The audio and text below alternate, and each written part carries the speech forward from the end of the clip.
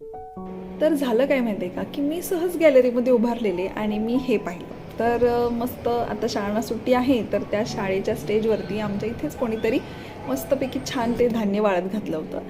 तर मला काय आठवलं, की माझ्या लहानपणीसुद्धा आम्ही असेच क्वार्टर्समध्ये राहिलो होतो. तर माझी आई मस्त ते 100-100 किलो ते ज्वारी, गहू घेतलेले असायचे आणि ते तिकडे एक अशी प्लेट होती लोखंडाची मोठी MSABच्या क्वार्टर्समध्ये आणि तिथे ते वाळत घालायचे.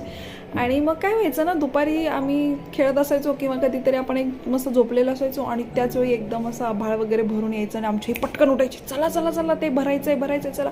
अगदी नाही का इच्छा नसताना सुद्धा ते पटकन जाऊन ती एकतर ती प्लेट लोखंडाची एवढी तापलेली असायची, त्याच्यावरून उभं राहून आम्ही ते सगळं गोळा करायचो, मस्त ते पोती भरायचो, ते पप्पा आमच्या घरी घेऊन यायचे आणि तो पाऊस निघून जायचा.